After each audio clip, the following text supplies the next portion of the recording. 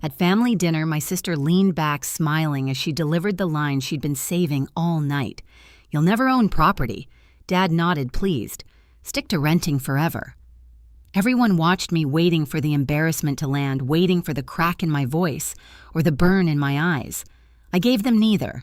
I just breathed in, slowly, set my fork down and said, "You're probably right." But while the room relaxed, thinking the moment was over, something sharper settled inside me. Because the next morning, before anyone woke up, I made a single call, one that would rewrite the entire story they thought they controlled.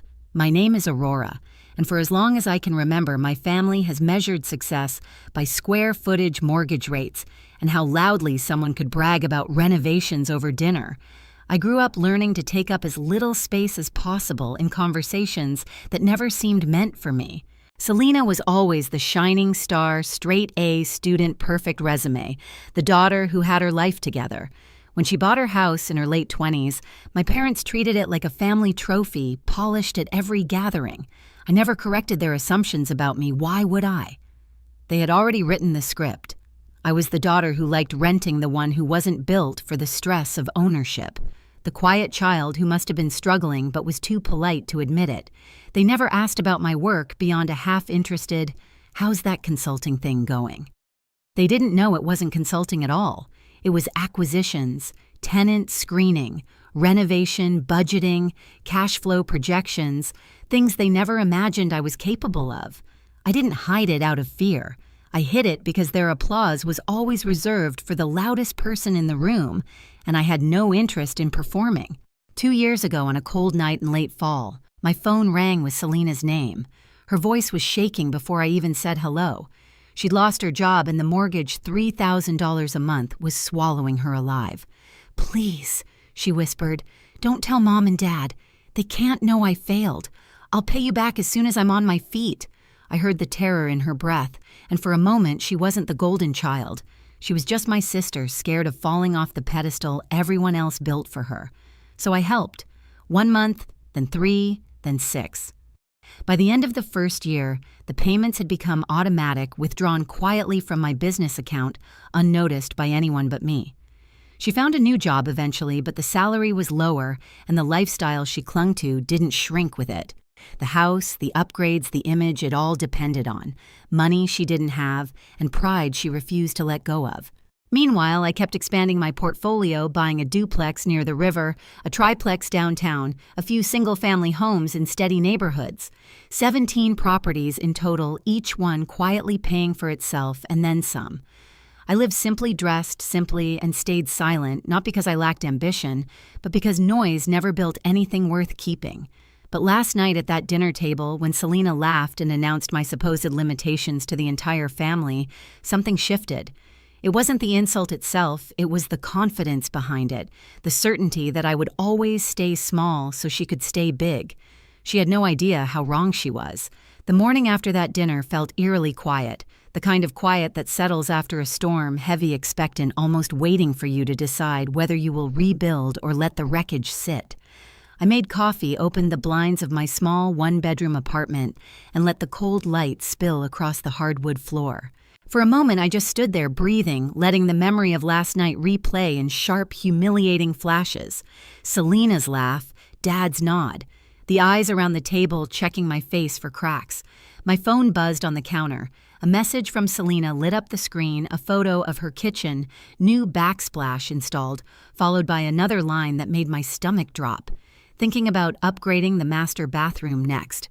Might as well keep building equity. The word hit me harder than the insult. She was talking about equity using money that wasn't hers. Money I had been quietly transferring every month for 2 years. Money she used to polish a life built on a crumbling foundation. I stared at the photo, gleaming tile, warm under-cabinet lights, and felt a realization settle over me like cold steel. I had helped her survive, yes, but I had also allowed her to perform, allowed her to shine while I stood behind the curtain holding up the set pieces. Not anymore. I opened my laptop, pulled up the dashboard for my rental properties, and scrolled through the numbers. 17 properties, occupancy steady, income climbing, months of renovations and late-night planning sessions had brought me here quiet success. quiet control, quiet power. I had spent years living beneath my means while Selena lived far above hers, and somehow the world believed she was the responsible one. The hypocrisy stung, but not as much as my own silence. I had let it happen. The phone was still buzzing, another message from Selena. Bathroom reno might be pricey, but it'll add a ton of value. Totally worth it. I didn't respond. Instead, I tapped Janet's contact. She answered on the second ring, warm as always. "Morning, Aurora. What's up?" I sat down at my kitchen table, the wood cool under my palms. "I need to make a change," I said. My voice didn't shake. "Stop accepting her rent payments, effective next month." A brief pause, soft but loaded. "You sure I'm sure? All right, I'll update everything on my end." When the call ended, I kept my hands on the table, letting the stillness settle. The decision felt like an anchor dropping heavy, irrevocable, but necessary. 2 years of support, 2 years of secrecy, 2 years of letting my sister and my entire family believe a version of me that had never been true. It was time for the truth to catch up. I didn't know exactly how my decision would play out, but I knew one thing with absolute certainty. Selena was about to feel the ground shift beneath her feet. Selena didn't notice the missing payment right away. She never did. She was used to life feeling smooth, predictable money, appearing exactly when she needed it. Safety nets catching her before she even realized she was falling. But 3 days later, just past noon, my phone lit up with her name. I already knew what the call was about before I answered. "Aurora." Her voice trembled just slightly. "Hey, something weird happened with my mortgage payment. The transfer didn't go through. Did your bank glitch or something?" I leaned back in my chair, letting the silence stretch just long enough for the truth to breathe between us. "No," I said. "There wasn't a glitch." A sharp inhale. "Okay. So, is it delayed? Should I expect it tonight or tomorrow?" "No, it's not coming." The quiet on the other end wasn't quiet at all. It was panic trapped in a thin shell of pride. "What do you mean it's not coming?" she whispered. "I've supported you for 2 years," I said evenly. 24 months of payments. That ends now." Her composure cracked immediately. "Aurora, you can't do this. I can't afford the full mortgage right now. I told you I just needed a little more time. You said that a year ago. That was different." Her voice spiked, then wavered. "I'm getting a promotion soon, and the bathroom renovation will raise the property value. I just need you to be patient." "Patient." The word tasted bitter. "Selena," I said quietly, "I'm done keeping you afloat while you pretend you're standing on your own." There was a small, furious exhale, half disbelief, half disgust. "So what, you're punishing me because of what I said at dinner? You're being dramatic. You know I didn't mean it like that. You meant every word." She went silent again. The truth had nowhere to hide. "But why now?" she finally asked, voice cracking. "Why would you choose right now to pull the rug out from under me? Because last night for the first time I saw the situation clearly." My silence had turned into permission, my support had turned into entitlement, and my care had turned into a shield she hid behind while laughing at me across a dinner table. But I didn't say any of that. I simply answered, "Because it's time." Selena's breathing grew uneven. I can't lose the house, Aurora. I'll fall apart if they find out I couldn't keep up." "Mom and Dad will." "This is your responsibility," I interrupted softly. "Not mine." She began pleading, then fast, messy, emotional. Promises to cut spending, to find higher-paying work to pay me back someday. They all sounded painfully familiar, recycled from 2 years of delays. "I'm not your solution anymore," I said. "You need to figure out what living within your means actually looks like."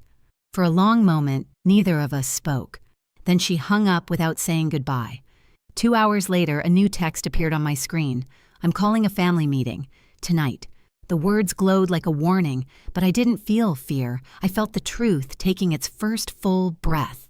The living room looked smaller than usual when I walked in that night, as if the walls themselves were bracing for what was coming. Mom sat on the sofa, wringing her hands. Dad stood near the window, stiff-backed jaw set tight. Uncle Mason hovered by the doorway like he wanted a front-row seat to the spectacle. And Selena, she stood in the center of the room, eyes red, makeup smudged, trying to look composed but failing at every breath. She didn't wait for me to sit. Tell them, she said, voice thin and sharp. Mom frowned. Tell us what. Selena swallowed hard, her throat bobbing. I can't afford my house payments. Mom blinked, confused. Dad's eyebrows twitched, not quite disbelief, but not far from it either. I didn't say a word. Selena continued, voice cracking. I haven't been able to for 2 years. A long silence. Then Mason coughed. 2 years. Her eyes darted to me, then away. Aurora's been helping me. Dad straightened. Helping you how? Another shaky breath. She's been paying my mortgage. Mom let out a small gasp, her hand flying to her chest. Dad stared at Selena like she had just confessed to burning the house down. $3,000 a month, he muttered. Every month. Yes, Selena whispered. All eyes turned to me, shock, confusion, embarrassment swirling into one heavy silence. Dad finally managed. But Aurora rents. What I asked. My voice calm, steady. Barely manage my life. Barely stay afloat. Barely understand money. His face flushed a deep red. I reached into my bag and pulled out a slim folder, the same summary Janet prepared for situations like this. I laid it gently on the coffee table and slid it forward. You might want to look at this before you finish that sentence. Dad hesitated, then picked it up. As he read, the transformation on his face was almost cinematic confusion, disbelief, then a stunned stillness. He looked at Mom, then back at the paper. 17 properties, he whispered. Mom leaned in to read over his shoulder. Rental income, market value, these numbers. Her voice trailed off. Uncle Mason's eyes widened. This says your portfolio is worth around $4 million. Dad lowered the paper slowly. Aurora. Is this real? It's accurate, I said simply. I've been managing my own investment properties for years. The room sank into another silence, this time heavier, denser. Selena couldn't look at anyone. Her breath trembled as she wiped under her eyes. You never said anything, Mom whispered. You never asked, I replied. Dad opened his mouth, then closed it again. He looked smaller, somehow less sure of the world he had built inside his head. All this time, we thought, I know what you thought, I said, and I didn't correct you. That was my choice. Selena finally raised her head. I didn't want anyone to know I was struggling, she said. I couldn't handle the idea of being less. Her voice cracked at the last word. So I let Aurora help me, and I told myself it was temporary. But then renovations, repairs, everything got more expensive, and you just pretended everything was fine. I finished for her. She nodded, tears spilling over. I'm sorry, I just didn't want to lose the life I worked for. You didn't work for it alone, I said softly. And that's the problem. Dad stepped forward, guilt staining his expression. Aurora, we've been unfair to you. Yes, I said, not unkindly. You have. Mom's eyes filled with tears. Why didn't you tell us you were successful? Why hide something so wonderful? Because I didn't need applause to know my worth, I answered. But I do need boundaries. And I should have set them sooner. Selena looked at me desperately. So, what happens now? Can you please keep helping until I'm promoted? I'll figure the rest out. I swear. No, I said, not anymore. Her face crumpled. Aurora, please. I love you, I said gently. But I'm not financing a lifestyle you can't afford. You have 30 days to decide what to do with the house. Sell it, refinance, downsize. But it's yours to handle, not mine. She shook her head, tears falling freely now. They'll think I failed. Dad spoke before I could. You didn't fail because you needed help. You failed because you hid it and pretended you were better than the person helping you. Selena flinched as if the words hit her physically. Mom moved closer, placing a hand on her arm. Sweetheart, you don't have to impress us. You just have to be honest. But I wasn't, Selena whispered. Not for 2 years. And now, I said, gently, you get to be. The room softened even in its tension. The truth had rewired everything, every assumption, every judgment, every pedestal. For the first time in years, no one was pretending. Dad looked at me, voice quieter than I'd ever heard it. Aurora, I owe you an apology, a real one. I know, I said, but we can get there. Slowly. Selena wiped her face, breathing shakily. I never meant to hurt you.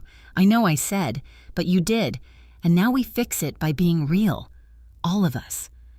Nobody moved for a long time. The air felt different, lighter, in some places heavier in others, but it was honest.